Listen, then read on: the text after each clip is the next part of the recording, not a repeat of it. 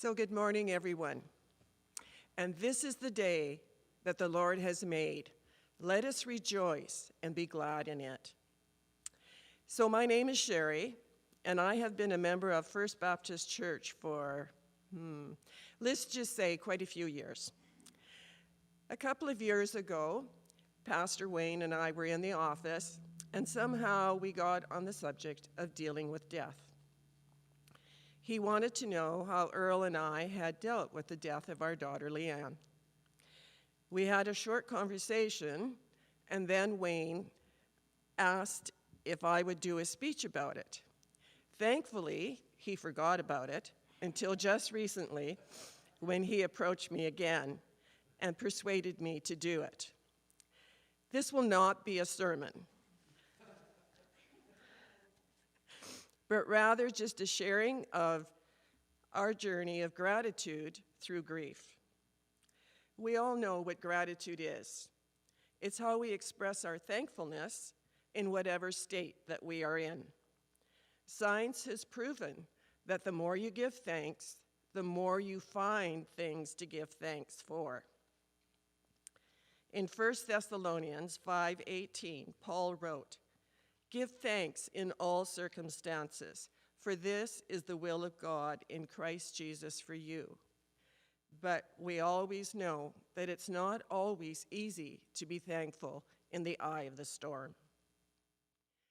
In 1999, after we had spent Easter in Alberta, our daughter decided that she was going to move to Alberta. So within a couple of days, she packed up her car, Billy, and she flew the coop. Earl and I were officially empty nesters, as our son Eric had previously moved to the West Coast. I thought they could have made things a little easier moving in the same direction, but no. The promise in Proverbs 22:6 says, "Start a child off in the way they should go, and when they are old, they will not turn from it." This gave me peace about both of them leaving and starting their own life's journey. Everything was going smoothly for both the kids and us until that fateful afternoon in June of 2000, when I received a hysterical phone call from Leanne, announcing that she had to be at the Cross Cancer Institute the next morning, and she wanted us there. Of course we would. And thinking that this appointment would just be a consultation, we set off on our journey and drove all night. She had been ill for about a week, but cancer was the farthest thing from our minds. Fortunately, she was in Edmonton at the time because on this particular day, the doctors had walked off the job here in Prince George. I can't remember why. I was thankful that I didn't have employment out of the home, and Earl's job was really flexible, so we drove through the night and got there early in the morning. Little did I know it would be 5 months before I returned home. To say that we were in shock when the doctor told us that she had leukemia is putting it mildly. This is the kid who had been extremely healthy and complained as a child that she never had to throw up, but she would get plenty of practice in the upcoming days. Leanne asked the doctor how she got leukemia, and he said, "Well, someone decided that it was time a red-headed girl with freckles had leukemia, so you were chosen." What I recognized later and have been thankful for is that God orchestrated many events and placed people in the right place at the right time. Who knew that the family doctor that she had found in the Yellow Pages had actually worked as an intern with the chief of hematology at the University of Alberta, and he thankfully took on her case. Once her treatment commenced, it was really scary for Leanne. She was hardly ever sick, and she had an amazing aversion to needles. Having been an RN, I was familiar with treatments, procedures, and medications, so I could help relieve her stress somewhat. I did tell her that she could not hurt the medical staff if they were going to use needles. I was allowed to stay in her room 24/7 and did that for the first 40-day stint. Earl came on weekends, and Leanne decided that actually he could stay with her one night. However, when I returned the next morning, she whispered to me that it was not a good idea because Dad was really not that helpful. We had a good giggle about it, and actually we had many a laughing spell. She actually handled the situation way better than me. She never complained about her illness and always talked about what she would be doing when she was done with leukemia. We were allowed a 5-day trip back to Prince George, but when we got back to Edmonton, she was back in full-blown leukemia. She actually never went into total remission. By this time, I thought God was tired of me asking, pleading, begging for her healing. So I just quit praying. Music helped me say what I could not verbalize, and the song I played most was "He'll Do It Again," and it was sung by Mark Gorman. Because the chemo didn't work, the next treatment plan was a bone marrow transplant, which would have to take place in Calgary. So many details to be worked out. Finding donors, finding a place to live that would be clean enough so that we could go there for day passes, and living and regular wills had to be in place. I could see God's hand in these preparations as 2 good donors were found in Europe. My friend's daughter gave us a place to stay, and the wills were put in place with the help of my niece. Things were going well until after about 2 weeks. Again, that dreaded phone call came from the hospital asking me to come as soon as possible because things had taken a turn for the worse. However, by the time I arrived, Leanne had passed away. I truly felt as though my heart physically would break in two. The medical staff were extremely helpful, and we had and still have some of the most amazing friends and family that upheld us and helped us during this time. I didn't want Earl to drive alone from Prince George to Calgary, and 2 really good friends took time off from their job and drove with him, and then they took my car home. My sister-in-law, bless her heart, gave me a book called Roses in December by Marilyn Heavelin.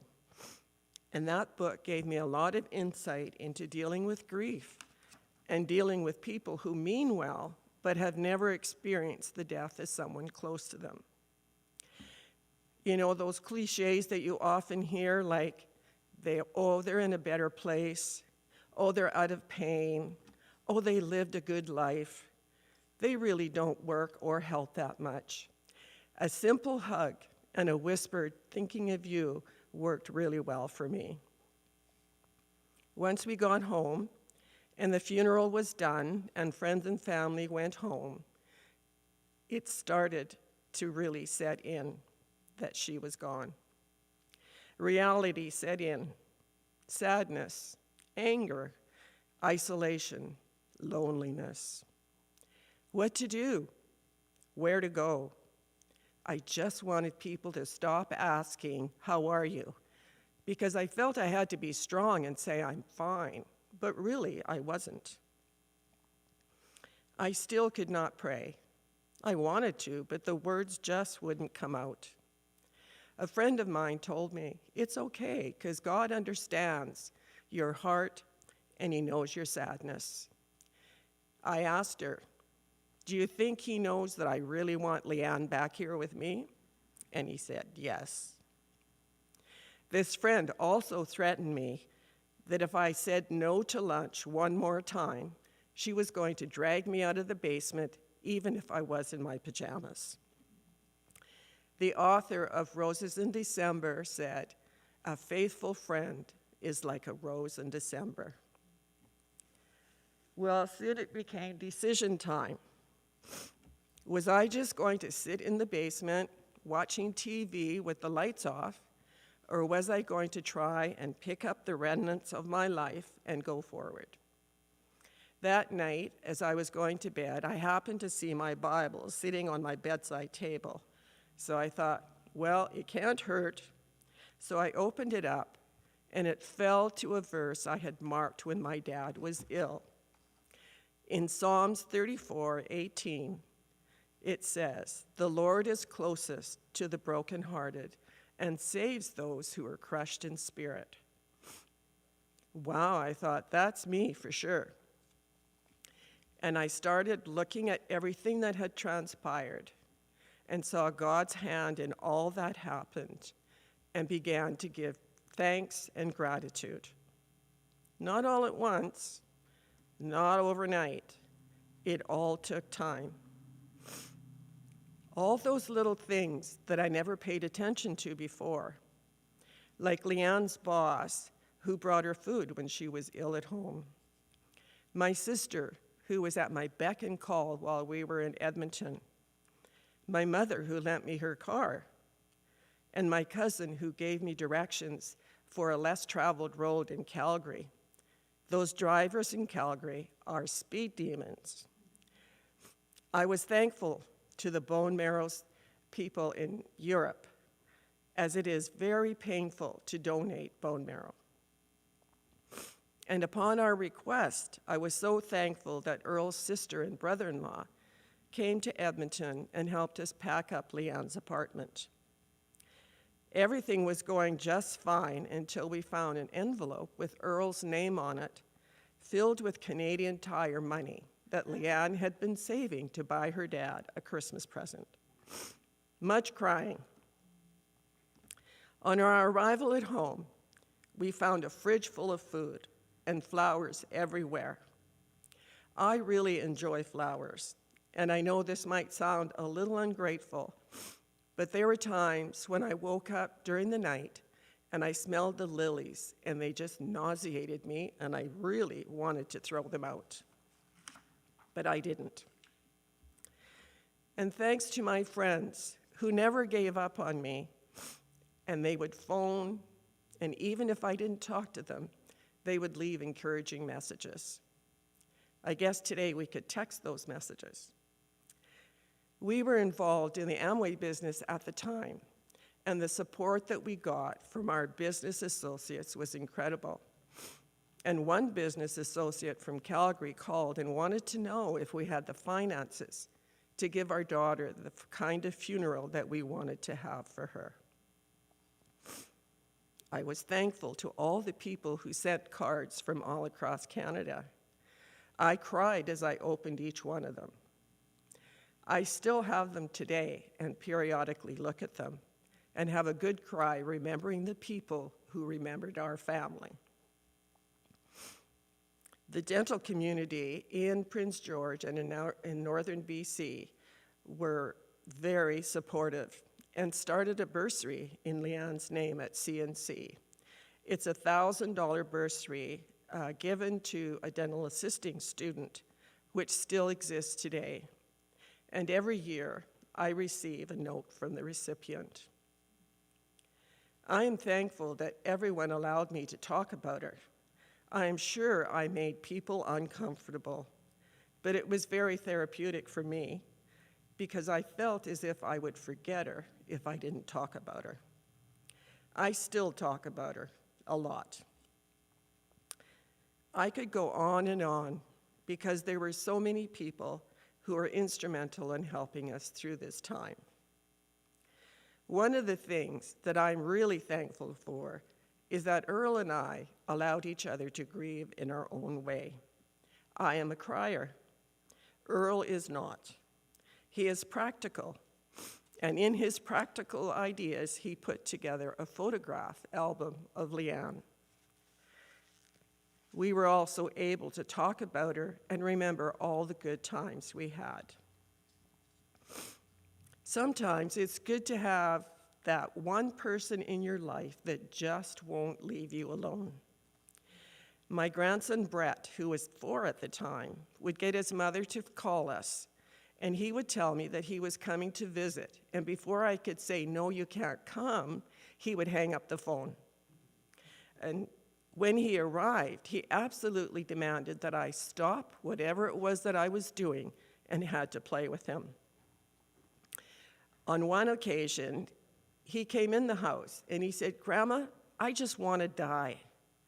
Well, I was stunned, to say the least. And I asked him why, and he said, "Well, I just want to go see Auntie Leanne." It was at that moment that I realized that I was not the only one grieving and needed to start thinking of the others that were. She had been a daughter, sister, auntie, cousin, and a favorite granddaughter, and a friend to many. It was so helpful to connect with these people as they had so many stories to tell about her.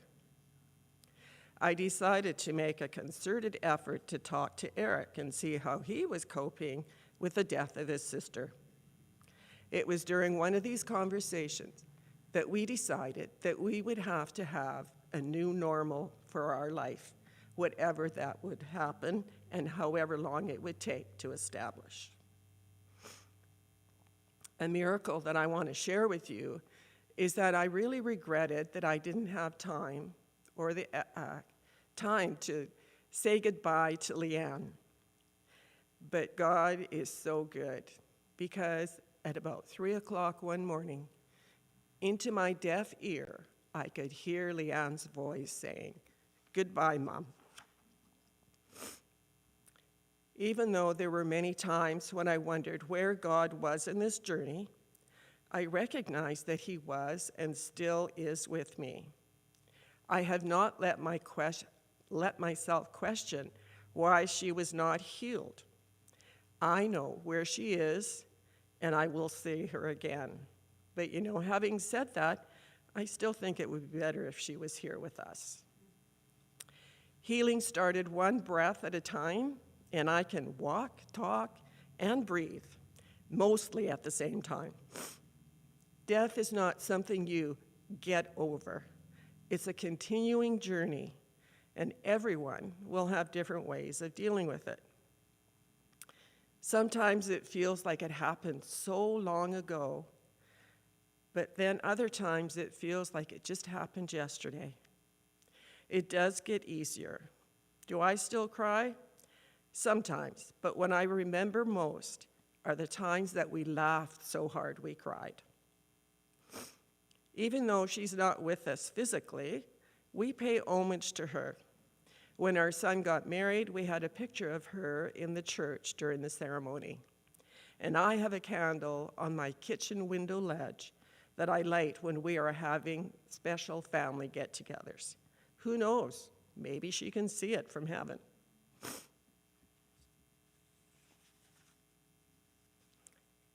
I have stolen the following paragraph from Liz Curtis Higgs in her book, Slightly Bad Girls of the Bible. It is reassuring to know that our suffering never escapes his notice. Here's our muffled sobs at night. Here's our whispered prayers in the doctor's waiting rooms. Here's our unspoken words as we struggle to pray. What a comfort, knowing that we are loved by a God who listens.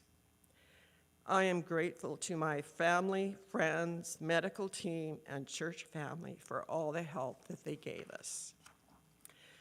A verse that I love and I cling to from Joel 2:21 states, "Fear not, my people, be glad and rejoice, for he has done amazing things." I recently stumbled onto this song called "Even If" by MercyMe, and in closing, I would like to read you some of the words.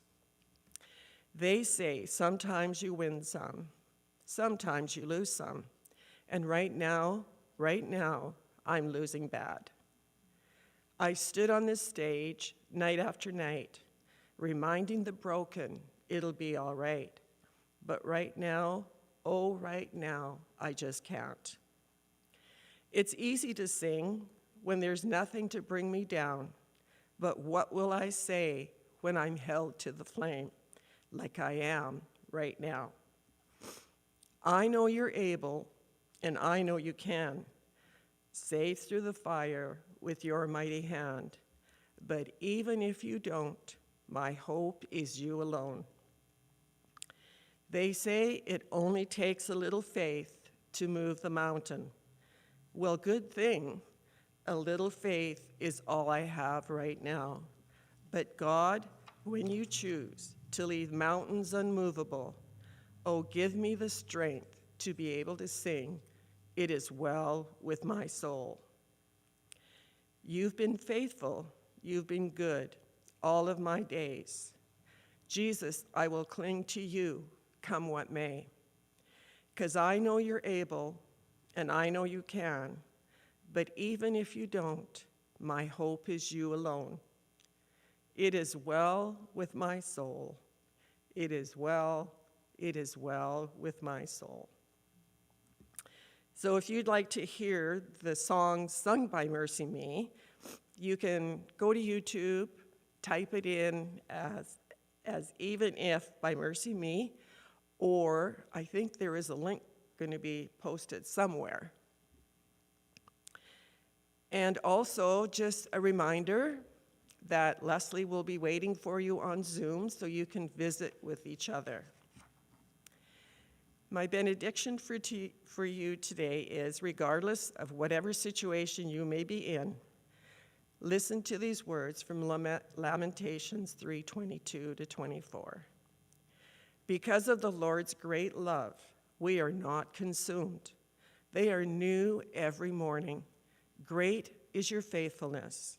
I say to myself, the Lord is my portion, and I will wait for him.